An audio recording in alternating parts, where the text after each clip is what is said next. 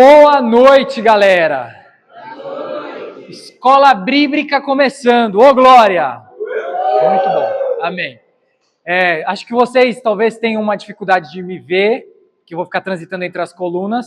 Fiquem à vontade para ajustar as cadeiras de vocês, tá? Fica à vontade aí pro lado, pro outro. Estamos em casa, no fim, a casa é nossa, amém? Galera, hoje é a nossa primeira aula de estudo bíblico. Finalmente a nossa escola bíblica começou. Demorou, verdade, concordo com você, Thaís, mas começou, finalmente, antes tarde do que nunca. E hoje nós começaremos um módulo. A escola bíblica ela é formada por vários módulos. Hoje nós começaremos um módulo que tem 6 aulas e é o módulo de panorama bíblico. Qual que é o objetivo desse módulo? É mapear todo mundo que está aqui, colocar na mesma base. Talvez você já tenha 20 anos de convertido e você falar, o que está explicando aí é óbvio. Pode ser óbvio para você. E é bom que você refresca na sua mente, é bom que você lembra novamente alguns temas básicos da nossa fé. Talvez você esteja começando e você fala, que legal, é assim que é a Bíblia, eu nem sabia. E aí você fica todo animado e a gente vai comemorar com você também. Uma coisa que a gente pede, muito importante, durante as aulas, é natural que você tenha dúvidas. Se você não trouxe um caderninho, talvez trouxe um celular provavelmente, anota suas dúvidas, porque a gente vai fazer pausas propositais, ou como diria o nosso PR, intencionais, para que você possa tirar suas dúvidas. Se tiver alguma dúvida do pessoal online também, ou de alguém que esteja aqui, que a gente não consiga tirar hoje, porque vai ter uma aula lá na frente, talvez o conteúdo é um pouco mais profundo e não dá para abordar hoje, a gente vai voltar nela outra hora. Combinado? Toda dúvida que for tirada aqui, vamos ter que combinar regras antes de a gente começar. Toda dúvida que é questionada aqui não pode ser zoada. Eu sei que tem uns irmãos aí que é do Ministério Zoe, que é o ministério do lado. Mas a gente não pode zoar dúvidas. Pensa que a pessoa está em público. A pessoa está se dispondo com muito sacrifício a tirar uma dúvida. Se você for ficar brincando da dúvida do irmãozinho ou da irmãzinha, a pessoa não vai nem voltar. E o objetivo da escola bíblica não é a gente fazer uma competição de quem ganha, quem sabe mais, quem decorou mais versículo, embora possamos fazer uma dinâmica assim. Mas esse não é o objetivo.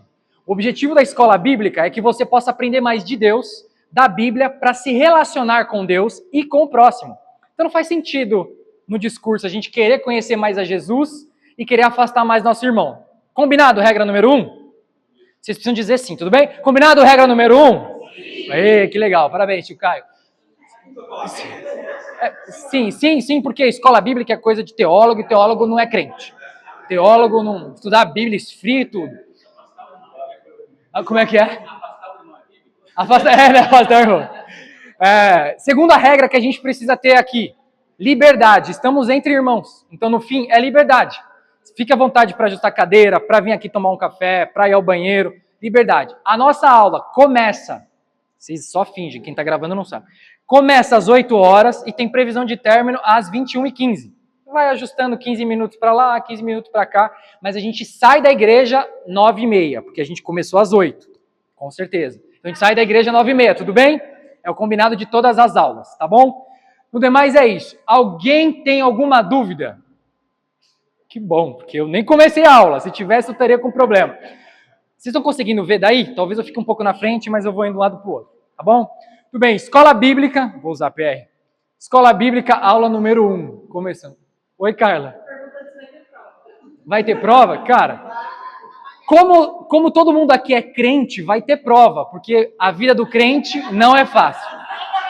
Esse que é o BO. A vida do crente é uma prova constante. Mas, tirando isso, não. A gente pode ter um exercício prático ou outro, mas está todo mundo para se ajudar, tá? Não precisa temer. Não há o que temer.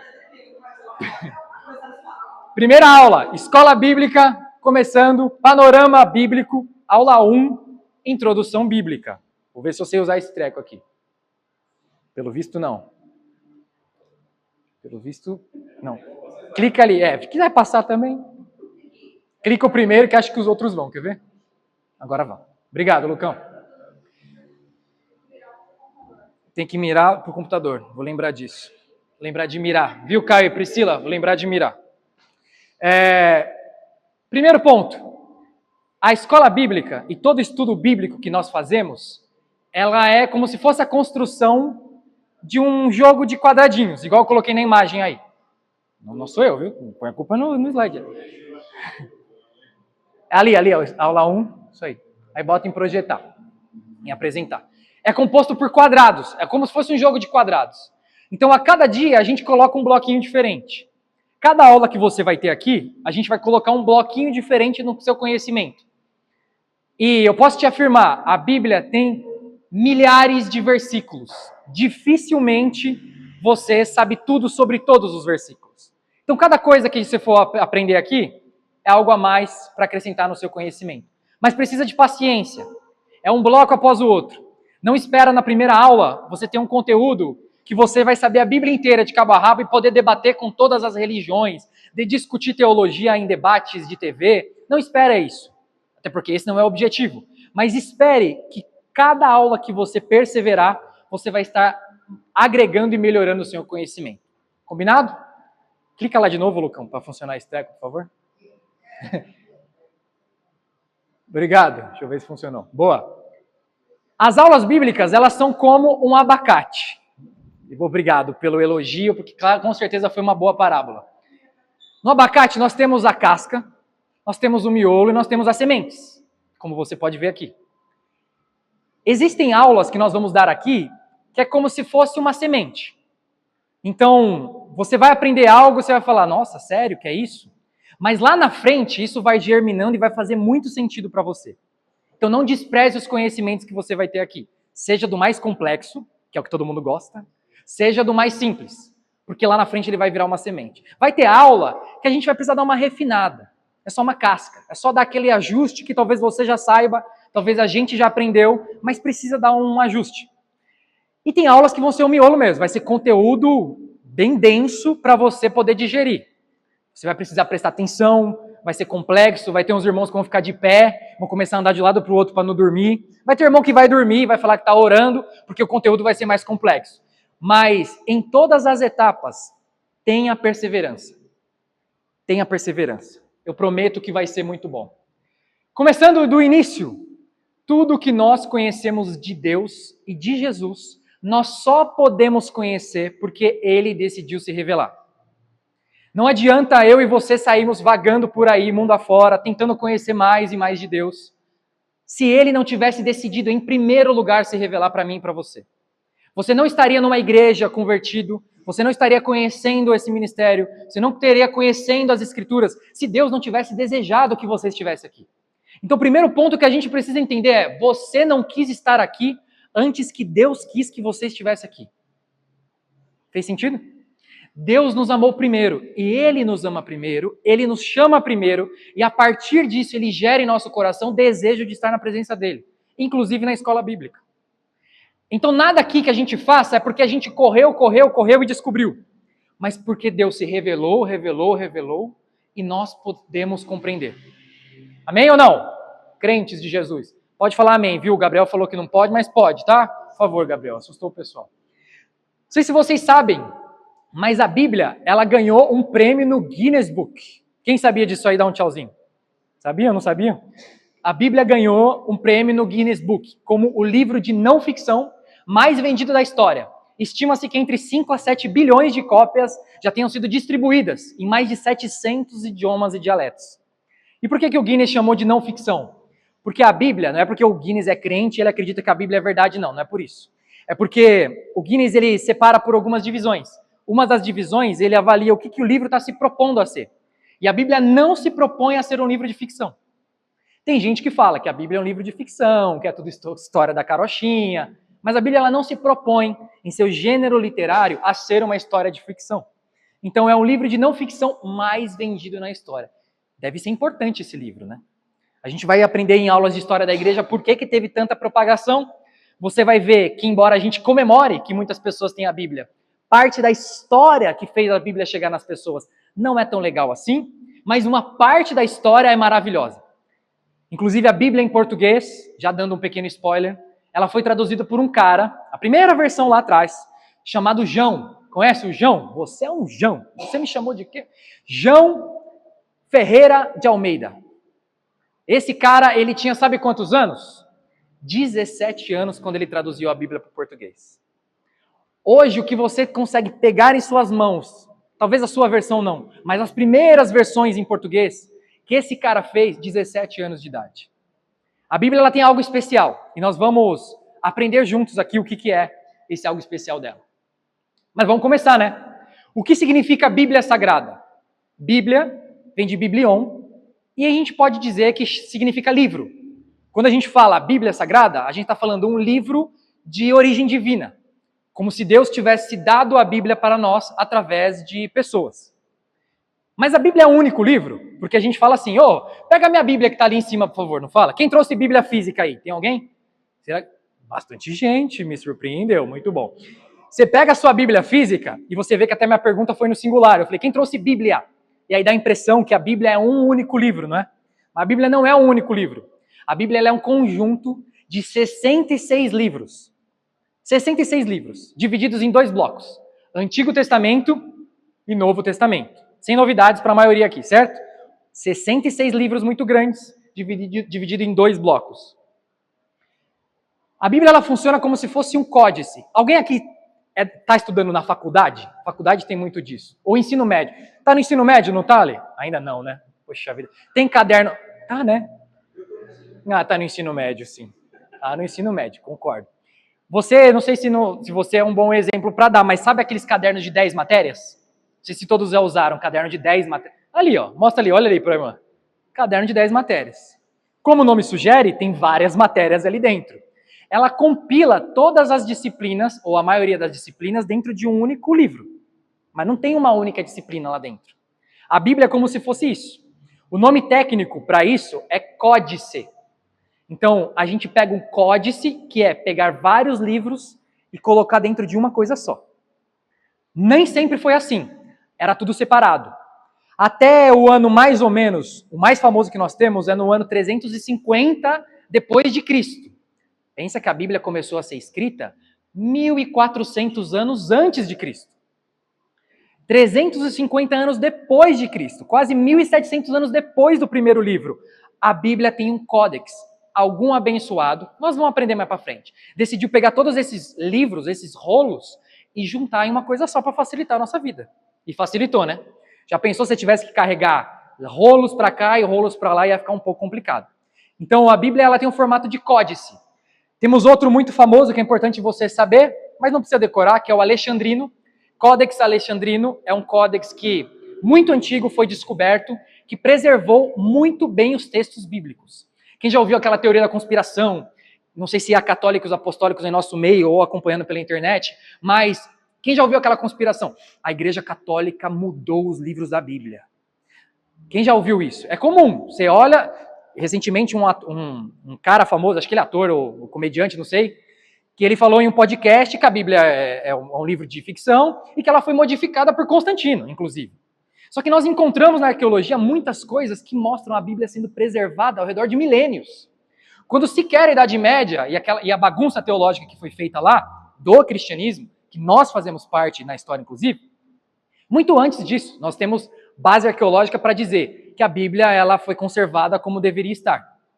Mas enfim, o foco aqui hoje não é a veracidade da Bíblia, nem se ela foi modificada, mas que você aprenda que a Bíblia é como um códice. Os livros estão todos conectados, mas eles foram, cada um dos 66, feitos por um povo diferente, numa época diferente, talvez por pessoas diferentes, com propósitos diferentes. Quem decidiu juntar fomos nós. Então aqui vai a primeira dica. Se você quer aprender Bíblia, você não pode, eu vou repetir, você não pode pegar a Bíblia e achar que ela é uma coisa só. Porque se você pega e acha que ela é uma coisa só, você começa a ler Levítico, e aí você lê Jesus, os evangelhos, e aí você fala, ué, que estranho, tá me cheirando estranho isso aqui. Quando você compreende que foram escritos em milênios diferentes, para pessoas diferentes, dentro de uma revelação divina diferente, você começa a compreender um pouco melhor. Então, primeira orientação sobre leitura bíblica, que eu tenho certeza que vão sair daqui lendo tudo, viu? Né, Caião? Vai sair daqui lendo 4 evangelhos só nessa semana. Não leiam a Bíblia achando que ela é uma coisa só. Ela não é. Ela é conectada por completo, mas ela não foi feita para ser uma coisa só de início. Tudo bem? 2 grandes blocos, como eu falei. O Antigo Testamento, isso aqui dá para fazer um quiz valendo um pedaço de bolo no final, hein? O Antigo Testamento tem 39 livros, o Novo Testamento tem 27 livros. Então o Antigo Testamento ele é bem grande, Por curiosidade, o Antigo Testamento é exatamente a Bíblia que o povo judeu tem. O Antigo Testamento protestante ocidental, ou seja, a Bíblia que você tem na mão, o seu Antigo Testamento é exatamente a Bíblia que o judeu tem lá na mão dele.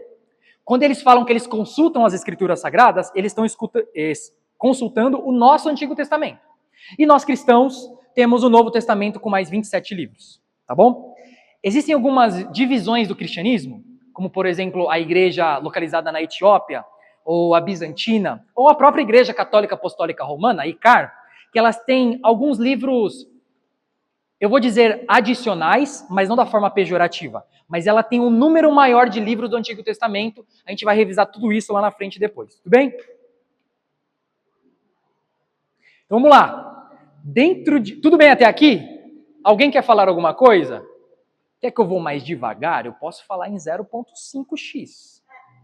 Ou eu posso falar mais rápido ainda. Tá devagar, Pri? Não, tá de boa, né? Tá bom. A Bíblia é dividida em 2 grandes blocos. Só que dentro de cada um desses 2 grandes blocos, nós temos pequenos bloquinhos. 5 bloquinhos no Antigo Testamento e 5 blocos no Novo Testamento. Fechou? 2 grandes blocos, 5 bloquinhos. Esses são os 5 bloquinhos do Antigo Testamento. Pentateuco, que como o nome sugere, tem 5 livros.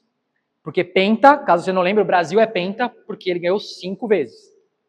Gênesis, Êxodo, Levítico, Números e Deuteronômio. Não é Exodo não, tá? É Êxodo, tá bom? Repete comigo, Êxodo. Tá bom, não é Exodo. Mas se falar Exodo, a gente não pode zoar, porque é a regra número 1. Então você vê o irmão abrindo a Bíblia ou uma irmã e falando, Exodo capítulo 1, nascimento de Moisés. Você não ri, você fica assim.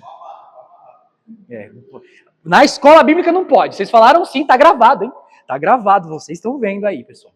Vamos lá. Pentateuco, 5 primeiros, ele tem 187 capítulos. Você já teve ideia de você ler uma coisa que tem 187 capítulos? Eu não consigo nem imaginar.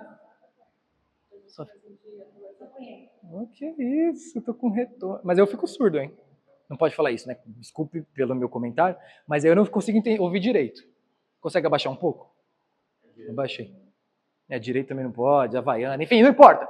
Bom, são 187 capítulos, imagina quanta coisa que tem.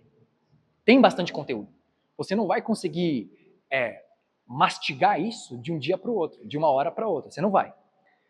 Então precisa de muita atenção. O segundo bloquinho são os históricos. E nós temos vários. Ó. Todos esses aqui que vocês vão receber esse material. Tudo que está na tela vocês vão receber. Tá bom? Então não pode ficar tranquilo para tirar foto, para fazer essas coisas. Podem ficar sossegados. 249 capítulos. É um livro, é um bloco muito grande. Bem complexo. Bem complicado de a gente aprender. Falando de 1400 a.C. até 800 a.C. Então é muito tempo atrás, faz muito tempo. Temos o bloco dos poéticos, que aí vai entrar o Jó. Quem já ouviu aquela música? Jó, como pode ainda adorar? Sabe que Jó que está falando? Esse Jó aqui, ó, que viveu faz tempo, muito tempinho atrás. Provavelmente Jó viveu na mesma época de Gênesis, pra vocês terem ideia como é antigo. Lá que surgem os provérbios, lá que surgem os salmos. Quem nunca deixou a Bíblia aberta em Salmos 23 para afastar os vultos que vinham em casa? Quem nunca abriu a Bíblia em Salmos 91 quando tinha feito uma presepada e ficou com medo de o colega na escola bater em você? Você, Salmos 91, eis que o Senhor enviou. E começa a ler Salmo 91, tá tudo aqui. Eclesiastes e Cânticos também. Aí nós temos 2 divisões, e isso eu preciso me aprofundar um pouquinho só. Profetas maiores e profetas menores. Por que nós chamamos profetas maiores e profetas menores? Estou me sentindo muito chique com tantas câmeras. Profeta maior e profeta menor. Será que é porque os profetas que escreveram eram alto e os outros eram nanico? Será que é por isso? Não é por isso. Será que é porque os profetas maiores, eles têm mais importância do que os profetas menores? Também não é por isso. Por que é que os profetas maiores são chamados de maiores? Porque assim como já vai aparecer na apresentação, os livros são maiores. Se você pegar o livro de o livro de Isaías, é um livro gigante. Se você compara ele com livros menores como Amós, se eu pedir para você abrir um livro de Amós aqui, talvez você não saiba nem abrir. Você fala, cadê Amós aqui? você vai procurando e falando, venha a nós o nosso reino, né? Você tenta até dar uma inventada, misturar uma coisa gospel, mas se você comparar o livro de Jeremias com o livro de Abacuque, esquece. A diferença é muito grande. Então, quando a gente fala profetas maiores e profetas menores, não é a importância, é o tamanho do livro. Fechou? Essas são as divisões do Antigo Testamento. Consegue clicar, por favor? Muita graça. Em que idioma o Antigo Testamento foi escrito? Em hebraico. Hebraico, meu irmão, nós vamos ver daqui a pouquinho, mas ele foi escrito em hebraico. Um dos irmãos que estão aqui me perguntou, mas a gente podia saber que idioma que foi escrito o Antigo Testamento? Será que foi em inglês? Será que foi espanhol? Não, foi hebraico. Algumas partes do Antigo Testamento está escrito em aramaico. Então, originalmente lá atrás, eles escreveram nesses idiomas e nós fomos fazendo traduções. Mas aí, e olha uma fotinha deles aqui. Isso aqui que é hebraico. Alguém se arrisca a ler o que está escrito aqui? Gabriel? Não? É levita, né? Verdade. Sai levitando, então. Hebraico só se fala em um país. Um país. Um. Esse piquititico aqui, ó. Dá para ver ali, ó. Israel. Aqui fica o Brasil. Deixa eu te ajudar. Vem aqui, olha para a tela. Aqui é o mundo conhecido. Tudo bem? Eu não vou entrar nesse mérito, né? Não sei se é plano, né? Enfim, mas aqui fica o Brasil, que você mora. Provavelmente você mora por aqui, ó. Uns moram um pouquinho mais para cá, mais próximo do fim do mundo, né? Outros moram mais perto aqui da igreja. Mas o fato é que você mora aqui no Brasil. Israel é lá, ó. Só que Israel, com um zoom de 50 vezes, fica desse tamanho aqui. Só esse país piquititico que fala hebraico. É desse país pitititico, sem geografia ou influência ou algo importante aos olhos humanos para oferecer, que Deus escolhe um povo para a partir dele vir o Messias, vir o nosso Cristo. Mas o Antigo Testamento é em hebraico, e em hebraico se falava nesse pedacinho. Problemas técnicos sempre tem. E é normal. Quem está orando aí intercedendo? Vamos ver de onde que surge o hebraico, muito, muito breve. Quando a gente fala de idiomas, me permitam aqui, porque eu sou formado em letras, tá? Por favor. É mentira, eu não sou. Eu sou formado em administração. Sabe aquele curso que você faz porque você não sabe o que fazer? Fala, vou fazer administração mesmo, se der bom, deu, se der ruim, deu. E aí o resultado, estou aqui, ó, tentando, deu péssimo. Então, estudem para ser engenheiro, trabalhar com TI, qualquer outra coisa, farmácia e coisas nesse sentido. Mas nós temos a árvore dos idiomas. Você tem o seu pai, você tem a sua mãe, você tem os seus avós, seus bisavós. A língua é a mesma coisa. Você vai voltando os idiomas, ó, e todo mundo tem um tataravô em comum, que chama idioma indo-europeu. Do indo-europeu vem caindo, ó, teve vários filhinhos. Dos filhinhos do indo-europeu surgiu ítalo-céltico, que veio o itálico, que veio o latim. Latim vocês já conhecem, né? Latim vocês já conhecem, tenho certeza. O latim, ele foi se desenvolvendo, foi parar para latim vulgar, romance, daí surgiu romeno, italiano, francês, espanhol, galego, português e português. Olha o rolo que teve que ser para você poder falar português. E às vezes a gente ainda fala que fala brasileiro. Qual que idioma que você fala? Brasileiro, eu falo brasileiro. Olha a dificuldade que é. Não é também incomum você ver, com delay, hein? A piada fez efeito com um pouquinho de delay, mas tudo bem. O hebraico é a mesma coisa. O hebraico ele tem um tataravô chamado proto-semítico. Que toda a galera desse mapa aqui, ó, sem afobação, que toda a galera desta região aqui, ó, todo mundo aqui fala alguma coisa desse proto-semítico. Tá vendo ali, ó? Beleza?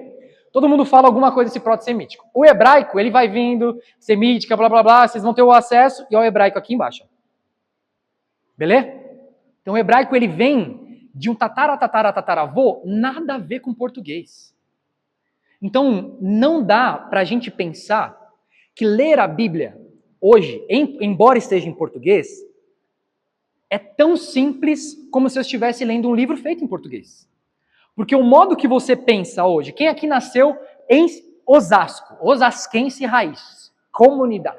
Isso, osasquense, cuidado, hein? Cuidado com quem levantou a mão. Quem nasceu em Osasco não vai ter o mesmo dialeto, de quem nasceu na aclimação. Até a forma que a gente fala, sabe? Que a gente... Osasco vai estar falando mais ou menos assim. Então, eu nasci em Osasco, né?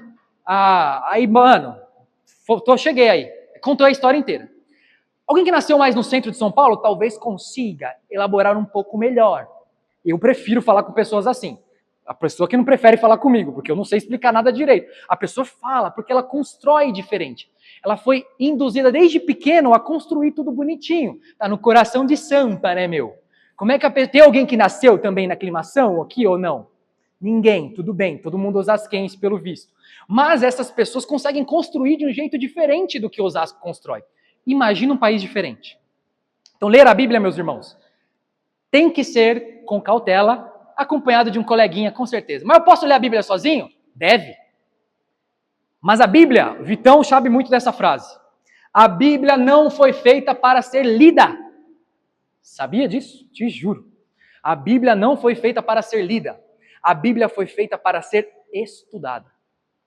Jesus, no Novo Testamento, nós vamos ver isso muito em breve, ele fala, vocês ouviram, não adulterarás, mas eu digo, aquele que olhar com cobiça para a mulher já comete adultério. Lembra? Jesus não falou, vocês leram. Ele falou, vocês ouviram. Também tem o fato de que letrados eram poucos, mas o fato é que eram-se estudados sobre as Escrituras. As Escrituras eram estudadas. Então não era só cada um lendo a sua Bíblia fechada e boa e vamos embora. A gente estudava no passado. Então a Bíblia é feita para ser estudada. Precisamos estudar com muita cautela. Quero já colocar um exercício prático aqui para você acordar e despertar. Eu quero que vocês se dividam, vai ser difícil fazer essa divisão, né? Se dividam em fileiras mesmo, na fileira que você está. Eu quero que vocês encontrem esses blocos aqui na sua Bíblia. Ó. Eu sei que eu passei rápido e foi de propósito. Mas onde fica o Pentateuco na Bíblia? Eu quero que essas duas fileiras aqui encontrem 2 livros do Pentateuco. Então pega a Bíblia aí e encontra. As fileiras aqui, essas 3 fileiras de trás, eu quero que vocês encontrem os livros históricos, pelo menos 2. Abre a Bíblia, tudo bem? E encontra aí pelo menos 2, por favor. Os irmãos daqui, é uma missão muito tranquila, mas os irmãos daqui eu quero que busquem os poéticos. Vai estar bem mais fácil do que parece. É só você pegar e achar. E os irmãos que estão ali no fundo, eu quero que vocês encontrem os profetas menores, hein? Vai lá, vocês têm 2 minutos. Quem falar achei, achou. Você que está em casa, eu não sei qual das câmeras, mas você que está em casa, pesquisa também. Já achou? Boiada. Já achou aqui, ó. Tem crentes em nosso meio, olha. É porque eu tô ficando surdo.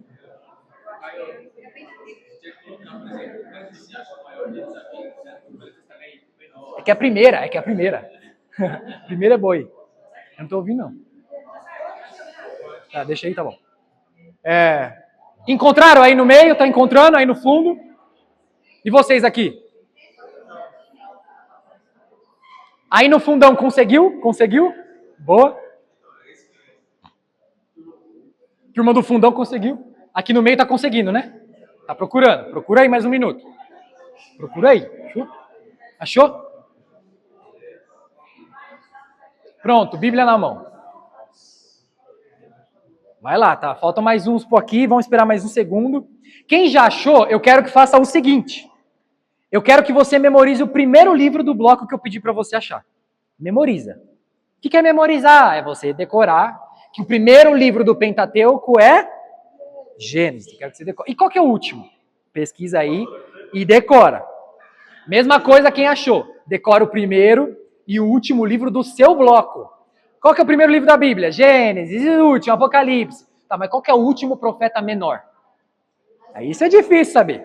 Eu quero que vocês façam isso aí.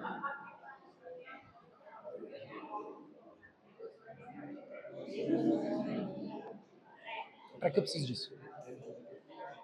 Se você quiser falar comigo. Com isso? Um beijo para vocês que estão me escutando. Que legal. Muito bem. E aí, memorizou ou não memorizou? Precisa de ômega 3 aqui. Pode perguntar? Não. Tá bom. Mais 1 segundo. Cadê meu celular? Sumiu meu celular. Esse é da Japa. Que horas são, por favor?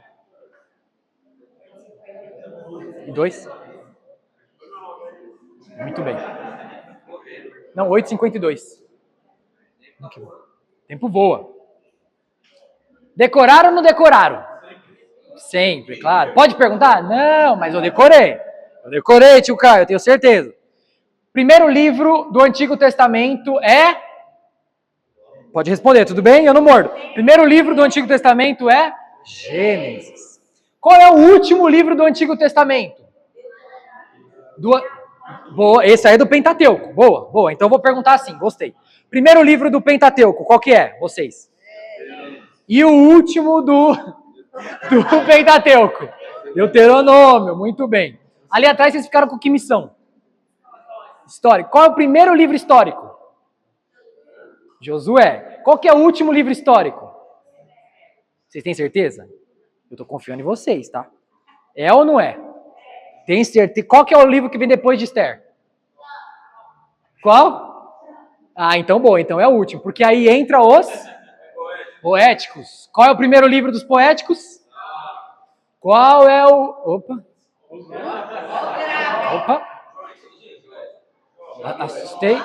Assustei. Abre a Bíblia aí e vê qual tá na ordem. Abre a Bíblia aí.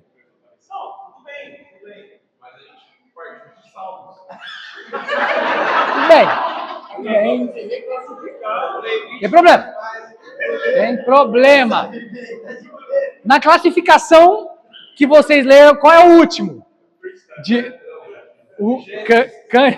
Cânticos. Glória a Deus. E aí atrás, o profeta menor é mais difícil. Foi que missão, hein? Osés é o primeiro? E qual que é o último? Muito bem, Malaquias. Você sabia? Quem aqui já ouviu falar de João Batista? Seu tio, né? Poxa. Pior que eu tenho um tio. Um beijo pro meu tio também, chama João Batista, cara. Eu não lembrava disso. João Batista, ele foi profetizado lá em Malaquias. Depois vocês leem o último capítulo de Malaquias. É profetizado João Batista. Beleza?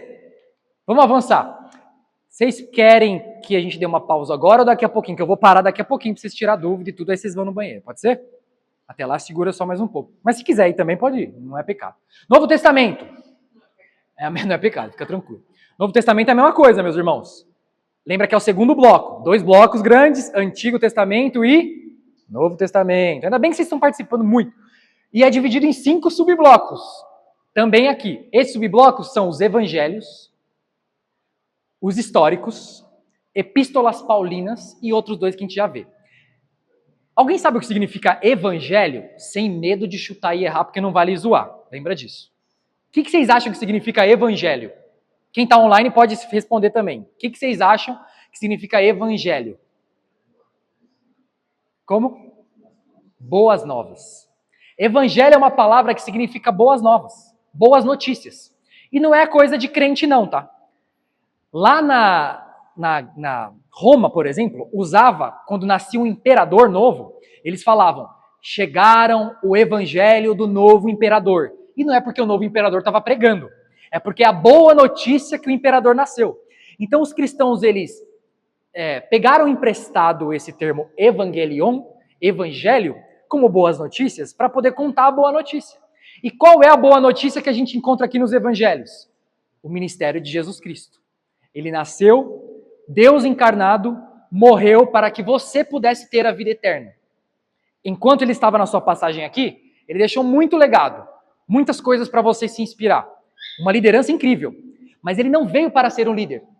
Ele veio para ser o salvador da sua alma. Isso está registrado aqui nos evangelhos. Talvez o astigmatismo de alguns não permitam, mas eu tentei pintar em azul aqui 3 evangelhos. São 4 evangelhos. 3 desses evangelhos eu pintei. Por quê? Porque eles são chamados, anota isso aí, hein, irmãos, vai cair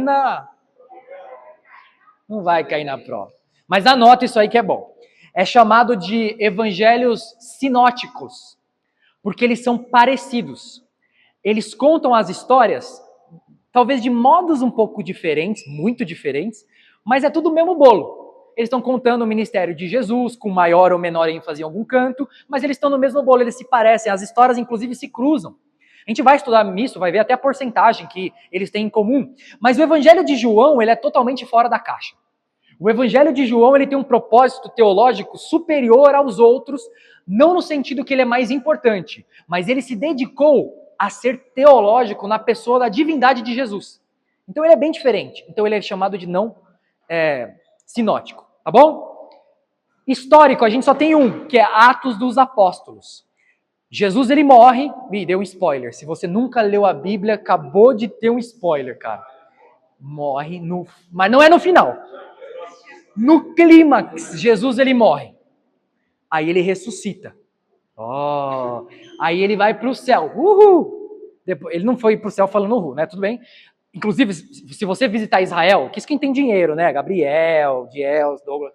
Mas se você for visitar Israel um dia, pagar aquele valorzinho barato para ir visitar, alguns bandindinhos, eles mostram até no chão que tem lá os 2 passos de Jesus que pegou impulso para subir para ascender aos céus.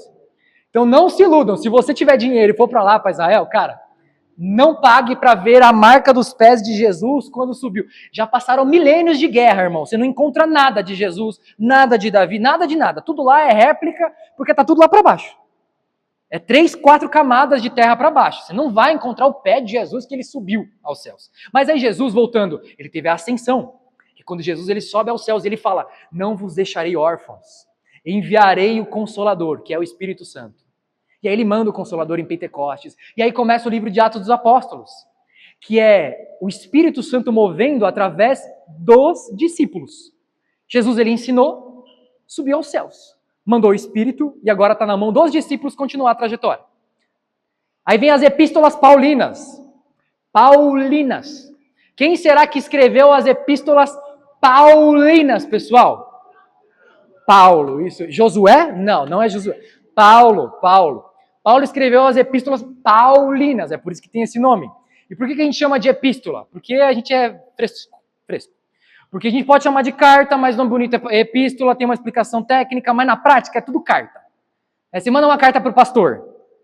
Se eu mandei uma carta específica com conteúdo que o pastor podia entregar para o Lucão, então é uma epístola. Mas caso eu mande apenas para ele, é uma... Cara, não. No fim, escreveram e entregaram, tudo bem? Então, se você lê epístola, falar carta sem querer, ninguém vai te julgar, beleza?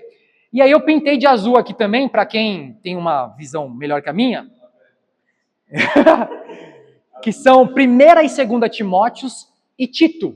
Por que essas cartas, ou epístolas, elas são chamadas... eu já ia dar um spoiler da minha própria pergunta. Como são chamadas essas cartas? Cartas pastorais de Paulo. É quando Paulo ele escreve para pessoas que estão tão próximos dele, filhos na fé dele, de tal maneira que a gente classifica como cartas pastorais de Paulo. Em tudo, Paulo foi pastor. Tinha um B.O. em Corinto, ele ia lá e resolvia com uma carta. Aí as pessoas ficavam com dúvida, ele mandava outra carta para resolver aquilo que ele explicou primeiramente, que o povo não entendia. Aí o pessoal lá da Galácia não entendia o que ele falou em Laodiceia. Aí, empresta essa carta aqui. Era isso. Essas aqui, cartas pastorais, a gente usa muito na Bíblia, nas nossas igrejas. Mas ela tem uma ênfase muito específica para as pessoas que foram escritas. Timóteo era um cara novaço, que tinha que cuidar do povo. Você imagina se alguém aqui, com 17 anos de idade, não é a idade de Timóteo, tá? Mas eu estou dizendo, 17 anos de idade, subisse aqui e falasse, eis que eu sou o pastor de vós outros. Alguns de vocês vão falar, você, um belo ninguém, vai ser pastor de quê? Você sabe que a gente tem, não aqui nessa igreja, mas a gente tem algumas igrejas que eu ouço por aí, pastor que é ungido com 18 anos. Você conhece essas igrejas, né? Tem igreja que pastor foi ungido com 18 anos e está há 18 anos no ministério. Tem igreja assim, não tem? Está há 18 anos no ministério. Tem pastor aí, gente. Agora você imagina como é difícil para esses pastores aí, nessa igreja não tem, que foram ungidos tão cedo, como Timóteo, ajudando as pessoas no pastoreio. Como é difícil esse cara ter autoridade. Paulo escreve para ele e começa a dar várias dicas. E sabe uma coisa interessante? O cara tinha uma dor de estômago, que eu viro e mexe e penso em Timóteo, porque eu tenho gastrite nervosa. Fico roendo minhas unhas, fico socorro. Fico desesperado com nada, assim. Eu esqueci meu celular no carro. Vou lá buscar. Daqui para lá eu já tô com gastrite. É uma coisa estranha, esquisita. É isso. Não vale julgar porque nós estamos na escola bíblica. Timóteo tinha dor no estômago também, pra caramba. Uns tentam Hoje em dia, olhar com as lentes e colocar lá e falar que ele era uma pessoa que tinha muita responsabilidade. E isso era uma doença psicossomática. Dá para saber se é verdade? Não dá para saber se é verdade. Pode ser que seja? Pode ser que seja. Mas não dá para saber. Epístolas pastorais. Próximo. Cartas gerais. E aí entra a carta de Hebreus, Tiago, 1ª e 2ª Pedro, 1ª, 2ª e 3ª João e Judas. Deixa eu te dizer uma coisa, meus irmãos abençoados. Não é Judas Iscariotes que escreveu esse livro. Choque. Judas Iscariotes não tem um livro na Bíblia? Então por que chama Judas? Devia ter mudado para, sei lá, Cláudio. Qualquer nome assim. Felipe, né? Caio Felipe ali. Mudar para Felipe, mudar para Benjamim, né, irmã Mi? Felipe. Podia mudar e colocar um nome ambulante. Mas por que colocaram Judas? Porque é outro Judas. É um consenso de que provavelmente seja o Judas Tadeu, muitos dizem. Então é um outro Judas, não confunda. Qual idioma foi escrito o Novo Testamento? Pensa comigo. Eles estão... eu já troquei o slide, né? Então vocês já vão conseguir ler. Acabei com a minha própria... Tudo bem. Foi escrito em grego, como vocês estão vendo. Foi escrito em grego por quê? Porque o grego era como se fosse o inglês na Europa. Na Europa, aqui mesmo não funciona. Mas na Europa, a gente tem um inglês muito forte. Então você vai para a Alemanha, dá para falar inglês? Dá, mas os caras falam alemão.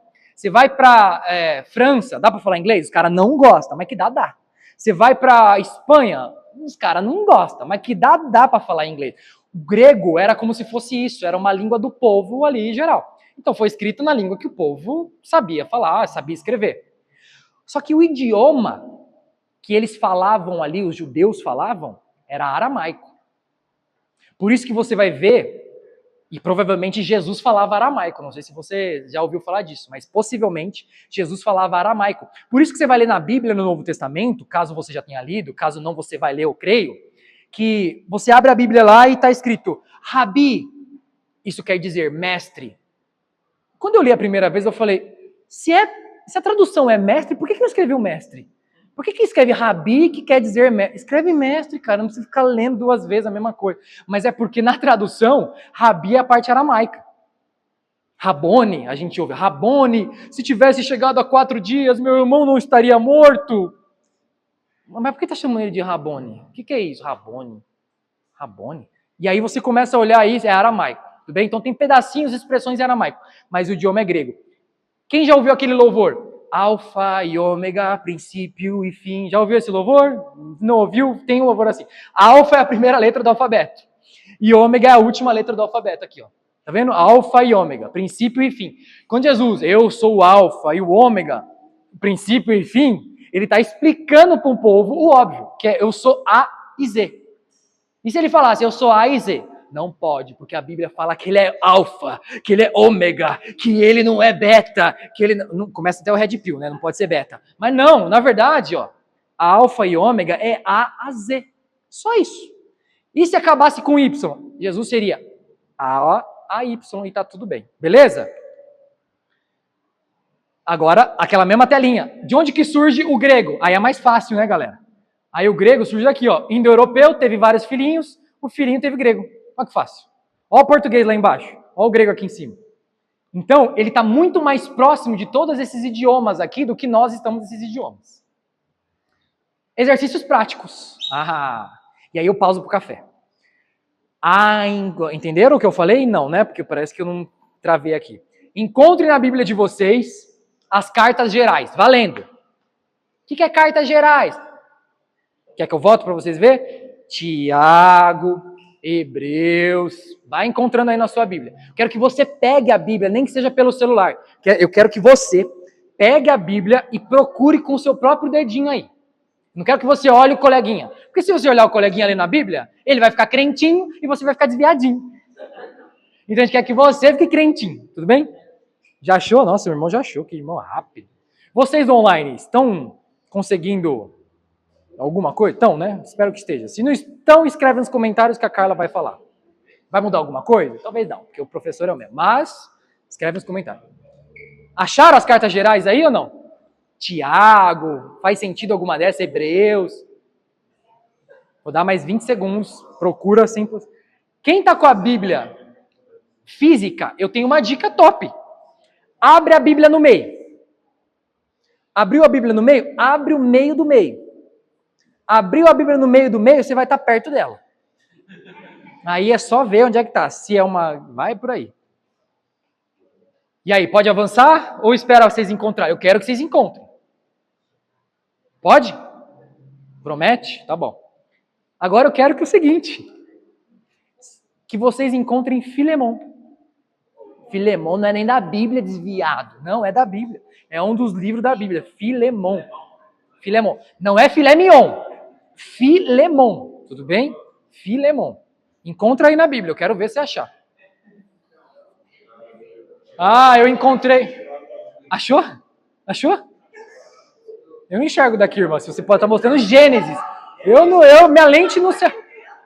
Irmão, eu não vejo mesmo. A minha lente é só para eu não passar reto por você no corredor. Eu não enxergo. No trabalho eu fico assim, ó, o que está escrito? Ah, tá bom. Não enxergo nada no telão. Você não vê eu pregando lá em cima? Eu fico assim, ó. Disse São Pedro. Eu não enxergo. Eu tô de lente, irmã. 2,5 graus. Você não está entendendo. Quem encontrou Filemon, dá um glória. Quem não encontrou, também dá um glória e finge que encontrou. Glória a Deus. Ó, ninguém, hein? Peguei no pulo e ninguém caiu. Vamos então parar pro café? Como é que vocês vão encontrar mais fácil? Assim, ó. A Bíblia física, ela tem um nome gigantesco, que é o nome do livro. Por exemplo, aqui, Salmos. Ela tem um número gigantesco, que é o capítulo. E ela tem um número bem que eu mesmo não vou conseguir enxergar.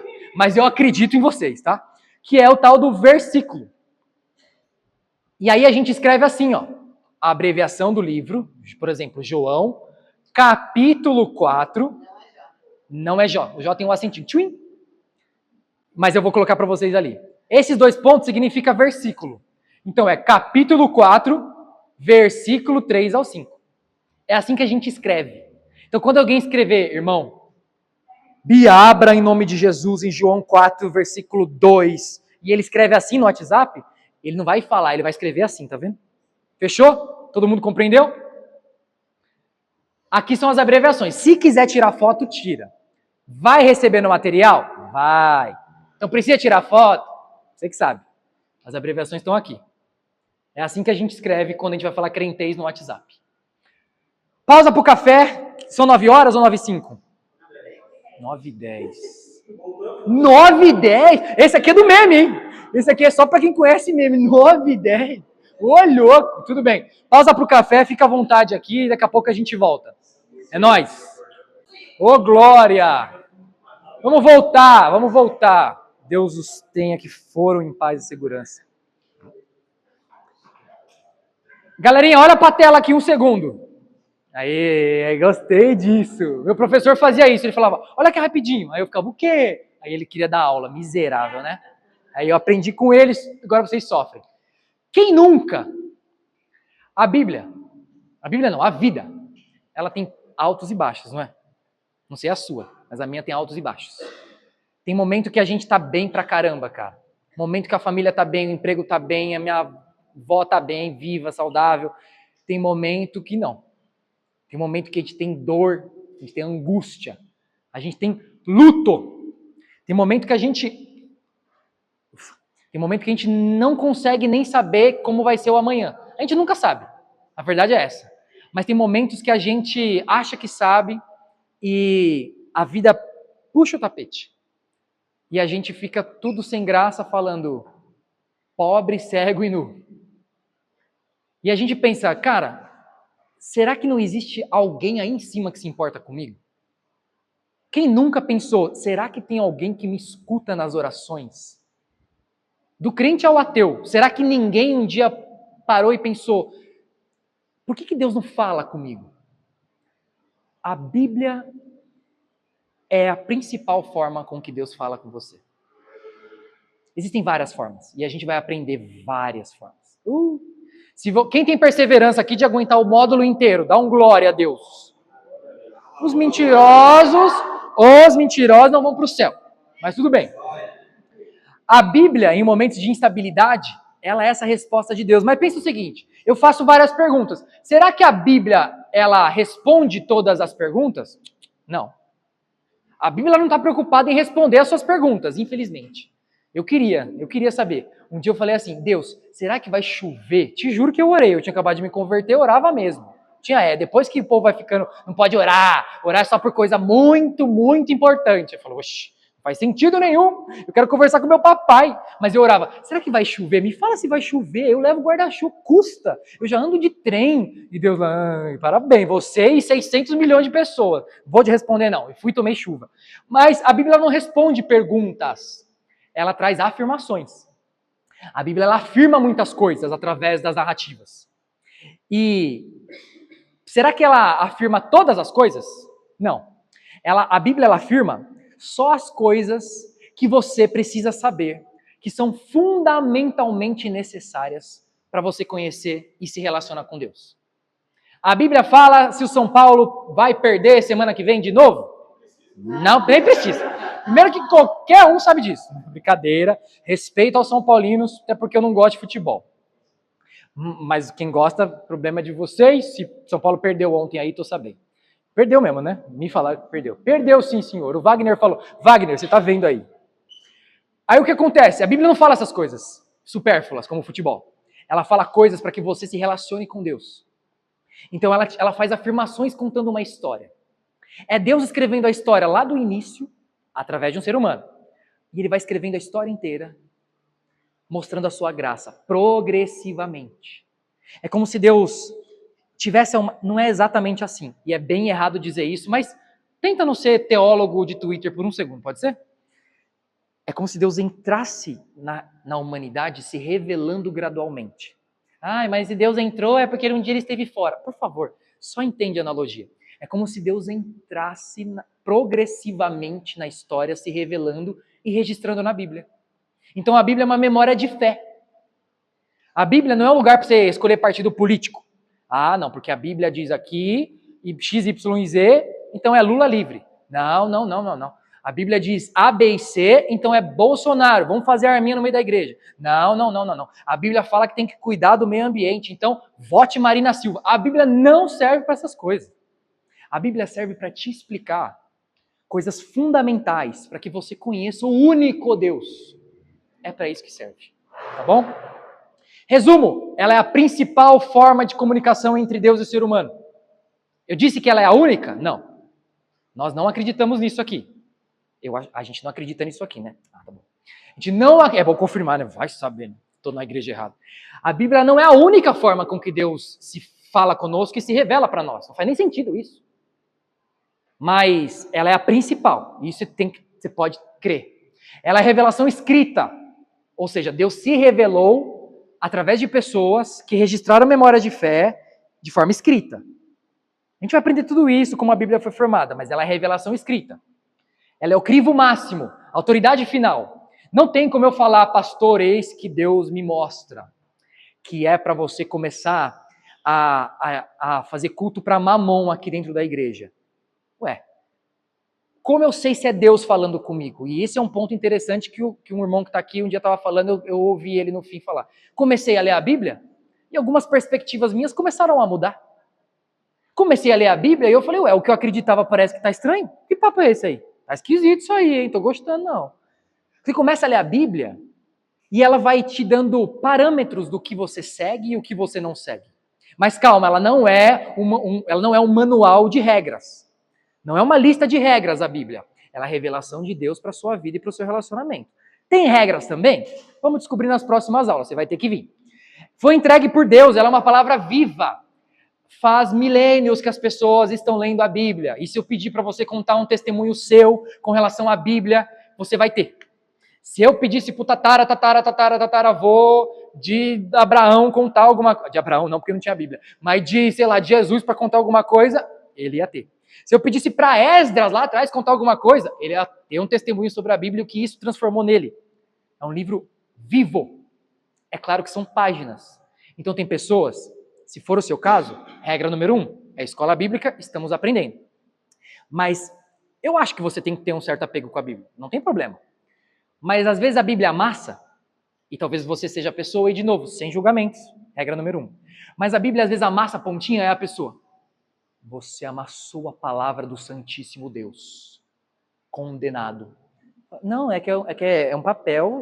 O papel? Você está dizendo que a Bíblia Sagrada é um papel? Aí fala, não, é que eu entendo que ela é a palavra de Deus, mas é que esse papel amassou. Você está amassando o próprio Cristo, porque o Cristo, ele é o verbo, e a Bíblia é o verbo. Aí já mistura tudo. Então pode ter apego com a Bíblia? Pode. Mas ela é um livro impresso, tudo bem? O conteúdo dela, se interpretado de maneira decente, sobre a ótica dos autores, com o propósito correto, ela faz muitas coisas na sua vida. Agora, dá para deixar ela ali em cima para tirar uma olhada? Como se fosse aquele portal dos sonhos que a gente põe, um olho grego? Não, irmão, os caras estão lá na minha empresa me gorando. Eu sou crente, mas você sabe, eu sou crente, mas eu sou de Sagitário. Então eu coloquei ali um olho grego na porta e aqui um portal dos sonhos, porque vai que alguém lançou alguma feitiçaria de alguma religião aí. Então é bom eu me garantir. Cara, não adianta deixar a Bíblia lá.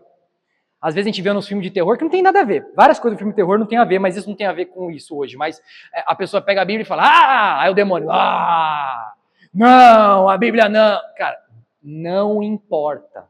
Está sendo gravado, eu quase soltei uma expressão equivocada. Mas não importa se a sua Bíblia está aberta, se o seu coração está fechado, lindo. Não importa se a Bíblia está aberta, se sua mente não quer estudar bonitinho. Se você não estuda a Bíblia e não lê Bíblia, a Bíblia aberta lá é um livro. Bota um livro mais, a capa mais bonita, né? Não sei. Tem um livro chamado O Peregrino, a capa maravilhosa. Eu tenho em casa lá, posso trazer um dia. Linda a capa. Muito mais bonita que a capa da minha Bíblia. Mas o conteúdo da Bíblia é o que eu preciso para a minha vida. Tá bom? E você pode ler do lado do seu autor. Do seu autor também, né? Mas do autor da Bíblia. E é claro que você não vai ler a Bíblia do lado do autor no sentido de eu estou falando com Mateus aqui do lado.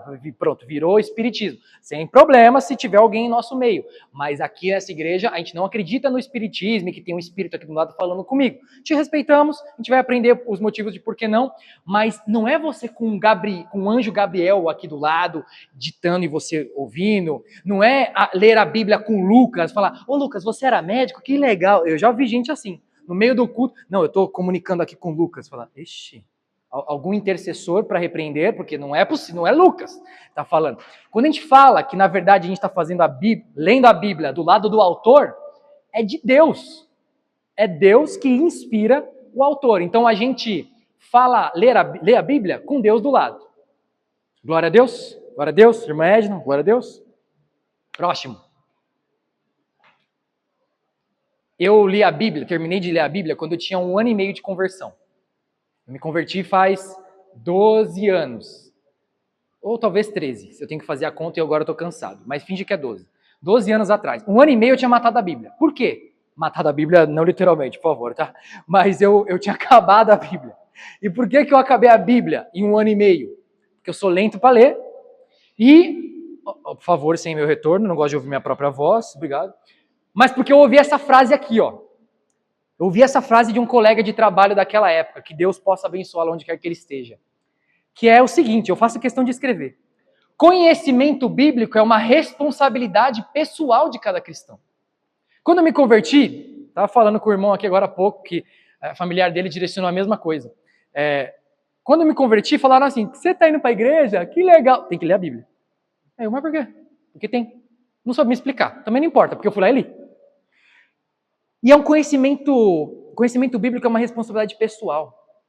A gente gosta de colocar a responsabilidade nos outros. Porque aí eu não preciso dar de cara com a minha falta de vontade. Mas não espere receber em uma quinta-feira o que deveria ser um pão diário na sua vida. Eu vou para a escola bíblica. Vou para a escola bíblica. Só que aí você vem esperando receber algo em 15 dias que você poderia já começar a buscar durante os últimos 14. Eu posso te fazer um encorajamento? Leia a Bíblia constantemente. Eu quero que você leia, e mais do que ler a Bíblia, eu quero que você se debruce e medite. O que é meditação bíblica? Não é ficar fazendo assim, ó. Não é isso que é meditação. Meditação bíblica é você se debruçar em cima do versículo e tentar entender o que está acontecendo ali. Eu vou abrir aleatório aqui, ó. E Jesus andou sobre o mar. Então eu vou andar sobre o mar. Aí o povo sai andando pela piscina. Eu tinha um conhecido, uma autoridade, um líder religioso, que um belo momento de desespero é mancada, mas um belo momento de euforia, ele falou, assim como Jesus andou sobre o mar. E o cara estava no meio, você lembra da história, né? No meio do lago, o cara estava no meio do lago fazendo um culto no lago. Eu não sei nem como o cara estava fazendo um culto lá. No meio do lago, desceu do barco e falou, eu ando sobre as águas, em nome de Jesus. Primeiro passo, afundou. Porque na cabeça do cara, ele abriu a Bíblia e viu que eu posso sair fazendo tudo que está escrito lá. Não é assim que funciona. Como é que funciona, tio Caio? Vamos aprender com... Eu olhei para você e falei, tio Caio, eu tô com essa mania, Lê. Por favor, tô olhando para os adolescentes, tô me chamando de tio Caio, mas beleza. Beleza? Não espere. A responsabilidade é pessoal. Eu não gostei muito da aula. Isso é normal. E ninguém vai gostar da aula enquanto eu for o professor. Estamos tentando novos professores. Mas eu não gostei, mas eu também quero usar isso de muleta para não conseguir. Porque eu não quero ler, não quero fazer nada. Aí um B.O. seu, cara. Porque a responsabilidade é tua, não é nossa. Quem tem que sair com as suas próprias pernicas e chegar aqui na igreja é tu. Quem tem que clicar no botão para ver online é você. Quem tem que entender o que está acontecendo aqui é tu. Então a responsabilidade é sua. Tudo bem? Com isso eu fico tranquilo, porque eu posso fazer tudo do meu jeito. Se der problema eu falo, a culpa é sua. Entendeu? Então está combinado assim. Próximo. Você tem como apertar o botãozinho? Aponta pro computador. Você tem razão, baixinha. Olha, não é que a minha esposa tem razão? Que gozado, sempre ela tem razão. De novo ela tem razão. História, nossas histórias. Eu demorei muito para fazer essas artes no chat GPT, tudo bem? Então, alguém pode elogiar? Elogia aí, por favor, fala que ficou bonito. Obrigado. A história serve para saber como que a gente... Que horas são, por favor, que eu vou precisar correr? 34, 45, então, tá bom. História, nossas histórias. Como que a gente chegou aqui? É por isso que a gente estuda história. Como é que a gente chegou aqui? O que podemos aprender? E a gente valoriza o que a gente tem. Já viu alguém, não sei se é o seu caso, provavelmente não, principalmente os que nasceram aqui, em Osasco, mas eu também nasci aqui, só para constar. Mas as pessoas, elas que nascem em um ambiente muito rico, farto de dinheiro, às vezes elas não entendem que elas têm muita grana. Porque ela já acordou e já está numa mansão milionária. Aí o filho dela nasceu e já está estudando o prézinho, tipo, num bagulho de 5 mil reais. Não tem entendimento do valor do dinheiro. Se estuda história, começa a falar, meu Deus do céu. Então quer dizer que meu avô veio fugido da guerra. Quase morreu, aí chegou aqui. Ela começa a valorizar. É por isso que a gente estuda história. É para lá, desculpa. Não é para lá, não foi. Beleza. Eu quero fazer um ponto aqui. Vou dar algumas dicas e eu quero que você, lembrando a regra número 1, que é sem julgamentos, diga para mim. Veja o seguinte, olha o tanto de gente com a bandeira do Brasil, meus irmãos. Já vai pensando o que é isso aqui. Bandeira do Brasil. Isso aqui é Brasília, tá? Caso você nunca tenha ido, isso aqui é Brasília. Bandeira do Brasil. Trio elétrico gritando. Mais uma dica, isso aqui é ano de eleição. O que vocês acham que essas pessoas estavam fazendo aqui na rua? Manifestação pró... Alguém quer responder ou eu posso falar com o Anjo Gabriel aqui? Como é que é? É uma manifestação pró... Pensa que é ano político, hein? Ano de eleição. A eleição ia ser logo depois disso aqui. Canta a bandeira do Brasil, eleição, lembra de quem? Pode falar, gente, não é pecado falar o nome do homem. Lembra de quem? Não sei, acho que eu tô falando, não sei. Lembra de quem isso aqui? Bolsonaro. Então, se eu olho uma foto dessa aqui, com as minhas lentes de hoje, eu penso, essa manifestação é pró-Bolsonaro. Só que aí tem um probleminha. Essa manifestação foi feita na Copa do Mundo de 2002, que também foi um ano de eleição. O Vampeta, não reconheço nenhum deles. Eu suponho que aquele é o Ronaldo. Não, brincadeira. Mas no fundo, o que eu quero dizer? As pessoas podem pegar a Bíblia, é claro que você nunca vai fazer isso, mas as pessoas podem pegar a Bíblia com as lentes do seu dia e começar a tentar interpretar o passado. Então vai pegar a Bíblia de 1400 anos atrás e vai começar. Se está escrito isso aqui, é porque não sei o que lá. Mas está olhando com as nossas lentes. Se a gente olhar com lente de 2018, quando estava Lula ou Bolsonaro, a manifestação é de quem ano de eleição? Bolsonaro. Mas não era. Então a gente não pode olhar para a Bíblia com os nossos olhos. Temos que olhar para a Bíblia com os olhos da Bíblia. Vamos fazer uma viagem no tempo aqui? Eu sei que eu estou acelerando, mas é que eu gostaria de encerrar essa aula por completo. Máquina do tempo. Olha que bonitinha a máquina do tempo. Me elogia aí, velho. Bonita, né? Beleza. Esses aqui são os líderes da Assembleia de Deus. Vocês estão vendo, conseguindo enxergar daí? Líderes da Assembleia de Deus de 1940. Esses camaradas eram os líderes, ó. Com certeza estão todos vivos. Porque ainda que estejam mortos, viverão. Aleluia. Cara, Gabriel tem que pregar domingo. É você. Esses caras aqui, ó, rapidamente, eles faziam uma igrejinha pequenininha, simples, mas com muito amor e piedade. Eles tinham que andar quilômetros de distância para poder chegar numa igreja. Deixava o sapato para fora da igreja, para não sujar o templo de Deus. Esses caras tinham essa mentalidade em 1940. E aí, faz um corte para mim, por favor, para 2026. Olha o que os caras encontram na igreja. Casal se abraçando. Calma, se você é casal e você está se abraçando, não se assusta. Pode abraçar, viu? Pode abraçar, por favor. Amem, não tem problema. Mas os caras com aquela visão, eu vou dizer conservadora, mas visão antiga, com respeito à visão antiga. Porque conservador dá a impressão que é o certo, né?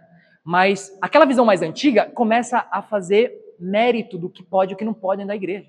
Então se aqueles caras entram naquela máquina do tempo e vê um casal se abraçando assim, eles vão falar, imoralidade sexual. Se vocês quiserem se abraçar na igreja, é no máximo tocando um dedinho e o outro, se casados.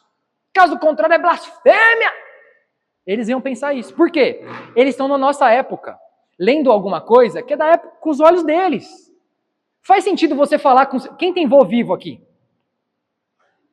Faz sentido você falar com seus avós com a lente de hoje? Oh, olha aqui que legal, ó, Roblox. O cara vai falar, quê? Roblox? A gente fala com os outros.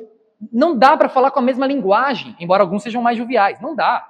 Não espere que nessa máquina do tempo, o cara, aquele monte de líder entender. Olha o tamanho dessa igreja aqui, gente. Essa é uma igreja do Texas. Você tem noção de quanto que deve custar esse painel de LED? Se um painel do tamanho do nosso que a gente bota lá, ó, o bagulho chegou, ó lá. Do tamanho que a gente põe ali, já é 40 mil reais. Você imagina esse tamanho aqui?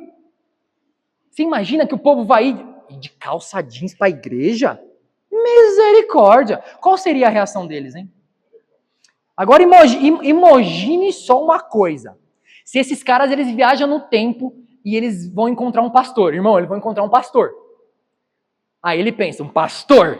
O que eu posso esperar de um pastor numa máquina do tempo de 1940 chegando em 2026? Com certeza, antes. Isso aqui, antes. Eu esqueci desse slide. Isso aqui foi o festival de Natal de uma igreja do Texas, tá? Se é certo ou se é errado, eu não quero opinar nessa aula. Mas você acha que aqueles irmãozinhos de 1940, com a lente que eles olham o mundo, vão olhar para isso aqui e falar que isso aqui é crente? Um Papai Noel voando na igreja?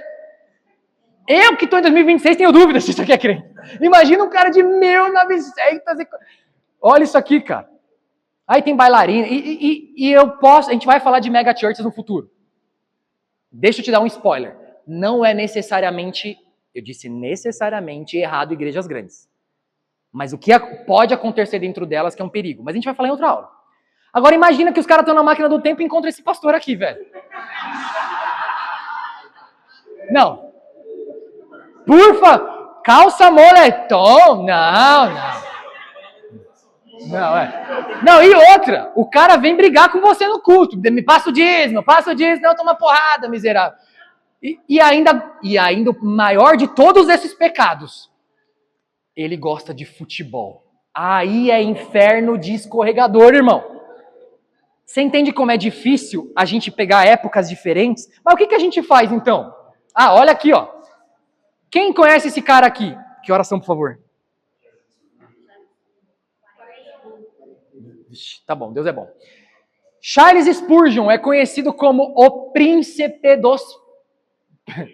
Eu ia brincar fazer uma piada, mas é o príncipe dos pregadores.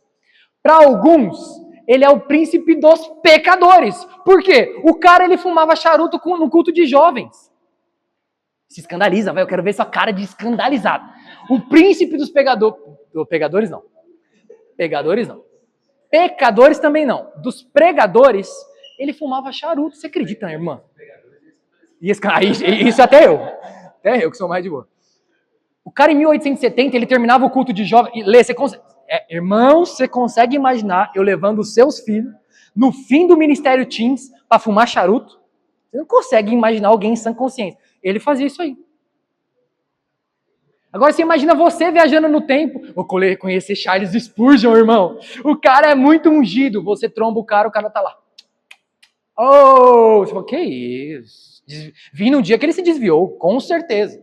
Olha essa foto dos atores da Globo aqui. Algum de vocês acha que ele é crente? Algum desses 4 você acha que é crente? Óbvio que não. E não são, tá? Crente no sentido de protestantes, evangélicos, cristãos, etc.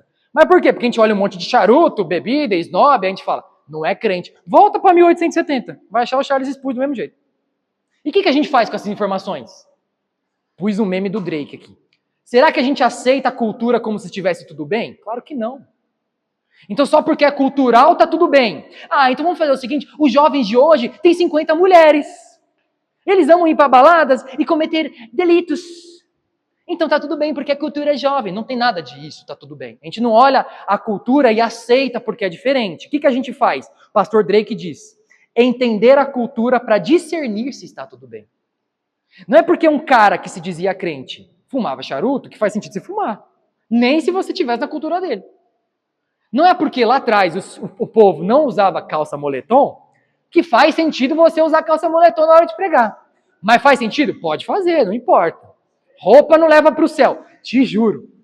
Vocês acreditam o que eu descobri semana passada? Roupa não leva para o céu. Te juro. Mas tem aquela outra história, né? Que tá indo pro céu sabe se vestir, sim ou não? Sim. Mas como se vestir é relativo, então se eu vier assim, bonitinho, parecendo um cobrador de ônibus, as pessoas me dão trela. Olha vocês prestando atenção. Se eu venho pregar daquele jeito, eu acabei de falar o versículo, o povo já está assim, dormindo. É assim, porque é cultura. Mas a gente não precisa aceitar as culturas. Olha essa foto. Pediram para a girafa fazer um desenho. E ela fez um desenho do que ela via. Agora, para a gente que está vendo a mulher ali, ela fez um desenho certo? A gente vai falar, é claro que não, ô girafa, eu pedi o desenho da mulher. Mas a girafa não enxerga a mulher do jeito que a gente enxerga. Essa escola é bíblica, né? Nós não estamos falando de moda e nem de charuto, né? O que eu quero dizer é, você se ler a Bíblia aos olhos da girafa, vai ler a Bíblia tudo errado, filho. Vai ler tudo errado, minha filha. Se você quer um livro de regras e vai ler a Bíblia com esse olhar, você está lendo errado. Você vai não encontrar... Agora vai. Ainda bem que era meu e eu não peguei isso aqui emprestado de ninguém, preciso devolver depois. Com certeza não. E ele funciona, será? Acho que ele não funciona mais. Funciona assim, peraí. Quebrar da igreja, né, irmão? Não pode quebrar as coisas da igreja. Desliga, liga. Em nome de Jesus, levanta e anda. Cadê? Foi! Aê! Vivos estamos. Parabéns. Obrigado pelas palmas de incentivo. Onde eu estava? Sim. Se você for ler a Bíblia querendo um livro de regras, você vai encontrar um monte de coisa para justificar o que você quer encontrar.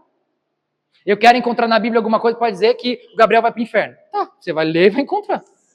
A Bíblia é feita para falar que ele vai para o inferno? Não. A Bíblia é feita para dizer que eu ia para o inferno, esse crente espertão, e que Deus morreu por mim. E se ele me ama e vai me dar vida em abundância, ele também vai dar para o Gabriel. Sacou? Escolha a lente que você vai ler a Bíblia. E tem que ser a do autor bíblico. Penúltimo slide. Dá um glória que é o penúltimo slide. Tem 2 formas de interpretar, e eu vou interpretar a Bíblia.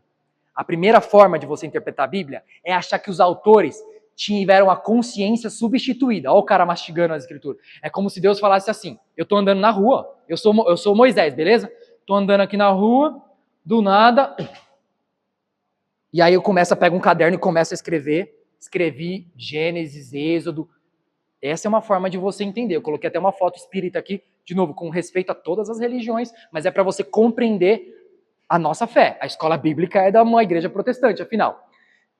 Não é isso aqui que a Bíblia foi escrita. Não foi um ditado de Deus. Mas existe uma interpretação que diz que a consciência foi substituída. Alguns homens de fé ao longo da história da igreja falaram, não, Paulo quando escrevia lá, Ao invés de vocês ficarem solteirinhos, casem para não fazer bobeirinhas. Eles acham que Deus tomou o cara e ele fez. E aí Deus escreveram, ao invés de ficar solteirinho. Não foi. O que a gente acredita, e a maior parte dos teólogos acreditam, é que foi um sopro divino com lentes humanas. Deus inspirou a Bíblia, mas não deixou, não retirou a identidade de Moisés. Então Deus soprou a Bíblia, mas sem tirar a identidade de Moisés, de Paulo, de Marcos, de Lucas. Se eu fosse escrever a Bíblia, irmão, eu ia botar uns memes lá, com certeza. Só nessa aula eu já falei uns 10. Eu ia fazer do meu jeito. Deus teria me inspirado para escrevê-la. Mas a minha característica de brincadeirinha provavelmente estaria lá. E a gente encontra isso na Bíblia. Tá? Revisão do que nós aprendemos. Glória a Deus. Uma peça de cada vez. Calma. Essa foi a primeira aula. Terminou um pouquinho mais tarde. Nós oraremos muito para que na próxima a gente comece 8 horas. Quem vai me ajudar em oração aí? Mas é uma peça de cada vez. Daqui 15 dias a gente começa uma aula. A aula 2 é panorama bíblico para valer. De Gênesis a gente vai começar uma linha do tempo, e vai parar lá em Apocalipse, olha que legal. E vai, várias aulas assim. Mas é uma peça de cada vez, não se afobe. Nós não descobrimos, foi Deus que se revelou. Se você esquecer isso aqui, não precisa nem vir para a escola bíblica. Porque você vai achar que você que é o bonitão que decidiu se converter, o bonitão que decidiu aprender, o bonitão que ficou comportado na aula, anotando um caderninho. Você só faz isso porque antes de você pensar em fazer isso, Deus te levou a fazer isso. Quando você veio aqui e falou, boa noite, paz do Senhor, Deus te moveu para fazer isso aqui. Tá bom? Não esqueçam disso. A Bíblia não é um único livro, ela é como se fosse um caderno de 10 matérias, dividido em 2 grandes blocos. Quais são os blocos mesmo? É isso aí. Aprendemos a identificar os livros. Alguns aprenderam, outros estão aprendendo ainda, né? E assim vai.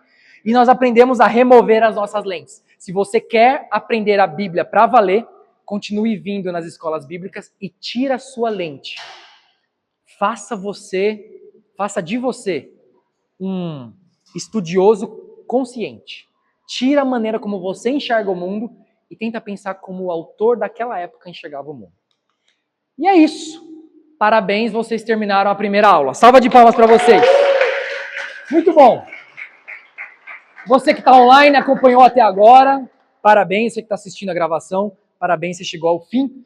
E nós vamos deixar aqui, um e-mail e um zap. Para você fazer o quê? Tirar dúvida. Você viu que essa aula eu falei que ia deixar vocês tirarem dúvida, mas só perguntei 2 vezes se vocês tinham dúvida e já continuei para vocês não falar nada. Vocês podem mandar as dúvidas por ali, Quer tirar foto, tira. Mas vocês vão receber o material, então relaxa. Esse aqui é mais conhecido como meu WhatsApp. Porque por enquanto nós temos eu sou um eu-pervisor. É um supervisor de escola bíblica que só tem um funcionário. Então, é eu mesmo que faço, eu mesmo que... Então você pode mandar no meu próprio WhatsApp, tá bom? E esse e-mail aqui que os irmãos fizeram para mim, manda por lá que eu vou responder. Eu tenho uma dúvida, mas eu quero que seja anônima. Manda. Eu tenho uma dúvida, mas acho que vão me julgar. Manda. Eu tenho uma dúvida, mas ela é tão boba. Manda. Sabia que esse conteúdo que a gente fez aqui, para alguns é super fácil e para outros está sendo a primeira vez que eles estão vendo? Não deixa passar. Aprenda. Amém? E spoiler da aula 2, essa é a capa da... Não tem spoiler da aula 2. O spoiler da aula 2, panorama do Antigo Testamento. A gente vai passar por toda a linha do tempo. Fechou? Vamos ficar de pé para poder fazer uma oração?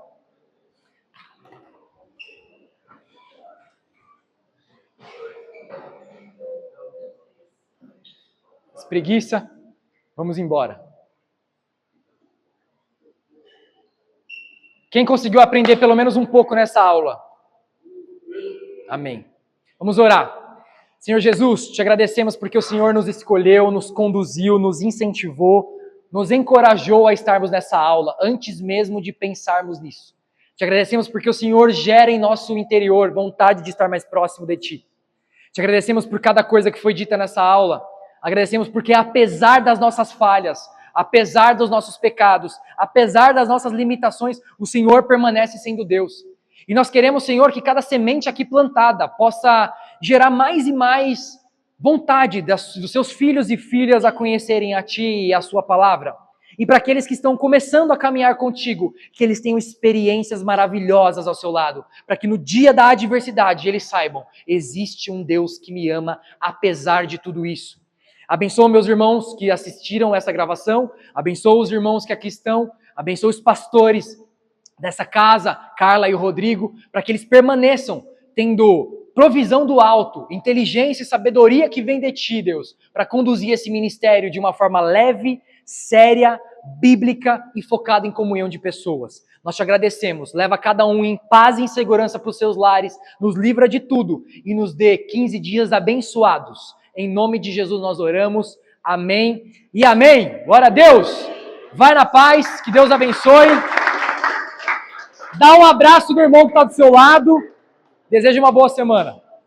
Falou, galera!